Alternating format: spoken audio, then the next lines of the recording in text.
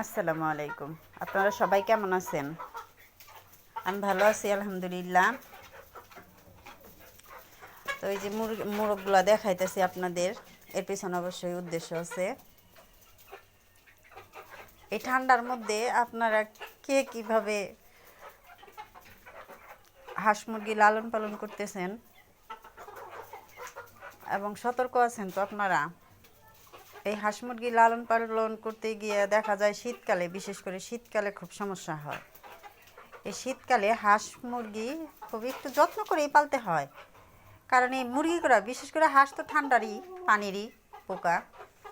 তো এই মুরগিগুলাই মনে করেন যে বেশি একটু কেয়ার নিয়ে পালতে হয়, যেহেতু আমরা যারা মুরগি গ্রামে, বিশেষ করে আমরা গ্রামের যারা আছি তারা ছাড়ে দেয় মুরগি লালন পালন করি, কিন্তু অনেকে একটু ফার্ম সিস্টেম করে পালতে পছন্দ করে। ওই ছাড়া দিলাম, কুকুর শিয়ালে ধরে খাইলো, এগুলা তো আসলে সব জায়গার পরিবেশ তো আর একরকম না। আমাদের এইদিকে আবার কুকুর আর শিয়ালের অভাব নাই, ছাইটা দিতে দেরি, ধৈর্য নিয়ে দৌড় দিতে দেরি হয় না শিয়ালের বা কুকুরের। তো আমি নিরুপায় হয়েই এই যে মুরগিগুলো আর কি করতেছি, আটকে লালন পালন করতেছি। তো এইখানে আমার হলো তিন কোয়ালিটির মুরগি আছে। যেমন ধরেন যে এই যে এটা হলো লেয়ার, ওটাও লেয়ার, আর এই যে মোরগটা, এটা হলো ফার্মি। ফার্মি তো অবশ্যই আমরা তাদের গায়ের চেক দেখে বুঝতে পারি, সবাই বুঝতে পারি যে এটা ফার্মি। আর যারা হাঁস মুরগি চিনি না তারাই একটু কম আর কি। তো যাই হোক, আপনারা সতর্ক থাকবেন। এই ফ্লোরে যে ফ্লোরে তারা হাঁটাহাঁটি করে, মুরগিগুলো যে ফ্লোরে হাঁটাহাঁটি করে, এই ফ্লোরটা সবসময় দেখবেন, খেয়াল রাখবেন যে শুকনা কিনা। যদি ভিজা থাকে, যদি ভিজা রাখেন, তাহলেই তো সর্বনাশ।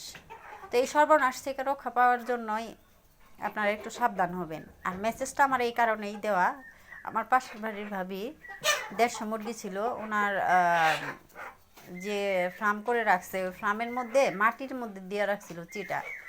তো হাঁস মুরগি মল ত্যাগ করতো, তারপরে মনে করেন যে পানি দিত। ওই পানিও হয়তো অনেক সময় মুরগি নড়াচড়া করার সময় কিন্তু পড়ে যায়। তো মল ত্যাগে তো, মল ত্যাগ করার সময় ওটা পানি তো আছেই, ওই সব মিলাইয়া ওনার ফ্লোরটা সবসময় ভিজা থাকতো। ভিজা থাকার কারণে একদিন, মানে আমার মনে হয় যে তার সম্ভবত 48 ঘন্টার মধ্যেই কতগুলো মুরগি শেষ। ওই 150 মুরগি সবগুলার একেবারে একত্রে জাগ ধরে ঠান্ডা লেগে গেছে। ওই নিচের মাটি ভেজা থাকার কারণে, ঠান্ডা লেগে যাওয়ার কারণে, মানে এক রাত্রের মধ্যে তার 70টা মুরগি মারা গেছে এক রাত্রের মধ্যে। ওই ভাবির মোরগ এক একটা ছিল প্রায় মানে সর্বোচ্চ 8 কেজি, সর্বনিম্ন 5 কেজি। সর্বোচ্চ 8 কেজি, সর্বনিম্ন 5 কেজি। তো মনে করেন যে এরকম একটু আমার হাত থেকে ডিমটা পুরো ভেঙে গেল, আমার হাতে ডিমটা ছিল। তো যাই হোক, তো সর্বনিম্ন হয়েছে 5 কেজি। তো ভাবির এত সুন্দর, মানে আমার গেলেই ওইখানে, ওই ভাবির ফার্মে গেলেই খুব ভালো লাগতো তার মোরগগুলো দেখে। তো এক রাত্রের মধ্যে অতগুলো মোরগ শেষ হলো। পরের দিন সকালে উঠে যতগুলো ছিল, আর 150টার মধ্যে 80টা ছিল, 70টার মতো মারা গেছে, 150টা 80টা ছিল। ওই 80টা পরে দিন জবাই করছে সবগুলা। কিন্তু এই দেখেন, অথচ দৈনিক সে 2 খাসি করে ডিম উঠাইতো ওই মানে 150 মুরগির মধ্যে, মোরগ মুরগির মধ্যে দৈনিক উঠাইতো আপনার 2 খাসি করে ডিম। তো 2 খাসি ডিমের দাম দেখেন। এখন এই যারা আমরা ছোটোখাটো ফার্ম হিসেবে, এই ফার্মই ছিল আর লেয়ার ছিল, এই ডিমগুলো মনে করেন 70 টাকা হালি আমাদের এইখান থেকে যে কেউ নেয়। আমার কাছ থেকে যে আমার হাত থেকে একটা ডিম পরে ভেঙে গেল, এই যে ডিমটা, এটা আমি বিক্রি করি 80 টাকা হালি। এই ডিমটা কিন্তু আমার দেশি মুরগির ডিম, 80 টাকা হালি বিক্রি করি। তো আপনারা সবাই সাবধান থাকবেন। আর মুরগি যাতে একটু নড়াচড়া করতে পারে, এর জন্য একটু খোলামেলা জায়গায় রাখবেন। খোলামেলা জায়গায় রাখবেন এই কারণেই যে আমার এইখানে দেখেন, এটা কিন্তু আমি ফ্লোরে রাখছি। মানে আমার ঘর দেওয়া হয়েছে, নতুন ঘর, এই ঘরে আমি উঠি নাই, কারেন্ট আসে নাই, এই কারণে উঠা হয় নাই। এই কারণে আমি এখন আপাতত মুরগি দিয়ে রাখছি। তো এই দেখেন ফ্লোরে একদম টনটনা শুকনা, অল্প মুরগি থাকার কারণে। যখনই আমার এইখানে 10টা মোরগ বাহিরে আছে, আর 10টা মোরগই যদি থাকতো, তাহলে কিন্তু আমার জায়গাটা ওদের জন্য একটু কষ্টকরই হয়ে যাইতো নড়াচড়া করার জন্য। নড়াচড়া করার জন্য কষ্ট হয়ে যাইতো। তো আপনারা সবাই সাবধান থাকবেন। এত কষ্ট করে লালন পালন করা কষ্ট তো আছে, তার মধ্যে খাবারের খরচ আছে। তো আমার সব মিলাইয়া মুরগি আছে 16টা। 16টা মুরগির পিছনে আমার দৈনিক প্রত্যেক সপ্তাহে দেখা যায় আনুমানিক 800-900 টাকার মতো খরচ হয়। তো এতগুলো টাকা খরচ, তার মধ্যে আবার পরিশ্রম আছে, এদের পিছনে সময় দিতে হয়। তো এত কিছু করার পরে যদি মুরগিগুলো এমন অবস্থায় থাকে, মানে হঠাৎ করে এরকম অসুস্থ হয়ে যায়, কষ্ট লাগারই বিষয়। এই যে এইখানে রাখছি আমার ওই 10টা মোরগের মধ্যে 3টা দেশি মুরগি। তো এই যে আমি খাবারটা দিছি, খেয়াল করেন আপনারা, লেয়ার 1টা দিছি। এখন থেকেই দিতেছি এই কারণে পরবর্তীতে যেন যায় এরা ডিম পারে।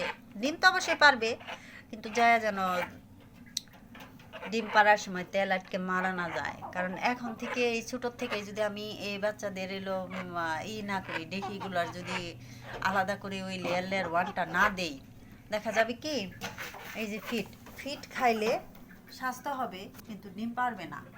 তো আমি তো এগুলো শুধু বিক্রি করব তার জন্য না, আমি এগুলো লালন পালন করব বিদায়ী এদেরকে কি করতেছি, ডিম নেওয়ার জন্য এদের আমি লালন পালন করতেছি। এই কারণে আমি লেয়ার 1টা দিচ্ছি। তো এখানে সব মিলে আমার 16টা মুরগি আছে, আলহামদুলিল্লাহ ভালো আছে। আর আপনারা আরেকটা জিনিস খেয়াল করবেন, কৃমি। এই কৃমি কিন্তু খুব মারাত্মক একটা জিনিস। এই কৃমি এতটাই মারাত্মক যে মুরগি মারা ফেলাইতে পারে। এই যে দেখেন, এইখানে আমার হলো দেশি 3টা আছে, দেশি একদম অরিজিনালি দেশি। ওই দেশি মুরগির ডিমটা আমার হাত থেকে পড়ে ভেঙে গেল, দেখা যাইতেছে না, কিন্তু এখন এদের বের করতে নিলে দেখা যাবো যে অবস্থা খারাপ করে ফেলাইছে। এই যে দেখেন, এই যে আমার মোরগ, আমি এদেরও লেয়ার 1 দিই। দেশিগুলো আমি ঘরেই রাখি, মানে এক খুফে রাখি। তো এদেরও লেয়ার 1 দিতেছি। তো আপনারাও খুব সাবধানে মুরগি শীতের মধ্যে লালন পালন করবেন। আর কৃমির কথা বলতেছিলাম, কৃমিয়ে আমার ফার্মি, বিশেষ করে যা খেয়াল করলাম ফার্মি লালন পালন করতে যাইয়া, যে ফার্মিতে কৃমিটা বেশি হয়। তো এদের ঠিক মতো যারা আপনারা ফার্মি লালন পালন করেন হাউসের বসে, এদেরকে কৃমির ওষুধ খাওয়াবেন, অবশ্যই খাওয়াবেন কৃমির ওষুধ। আমি আগে বুঝতে পারি না, এই কারণে আমার একটা আর কি মুরগি, ডিম পাড়া মুরগি, কৃমি হয়ে মারা গেল। তার পেটে এত পরিমাণ কৃমি হয়েছিল, আমি নিজেই দেখে অবাক। হঠাৎ করে দেখলাম যে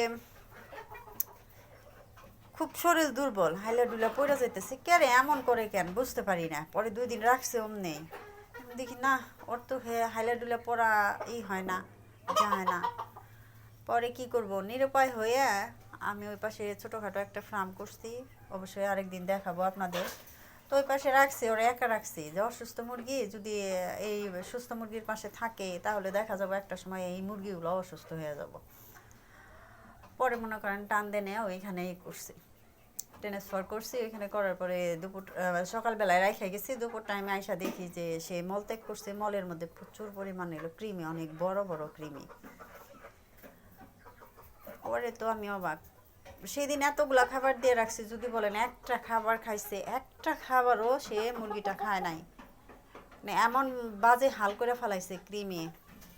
পরে নিরুপায় হয়ে আর কি জবাই করছিলাম। জবাই করার পরে দেখা গেছে মুরগির যে পেটে ডিম, প্রচুর ডিমের ইগুলা ছোটো ছোটো, এই যে এত ছোটো ছোটো ডিমগুলা যে থাকে, একদম ছোটো ছোটো, এরকম ছোটো ছোটো যে ডিমের ইয়েগুলো থাকে, ওই ডিম এতগুলা যে ডিম পারলে মনে হয় ও 18 মাস ধরে পারত। তো আপনারা সাবধান হবেন।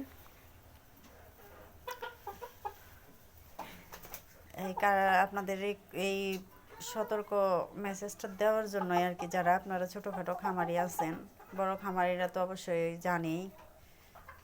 তো আপনারা একটু দেখে করবেন, পালবেন।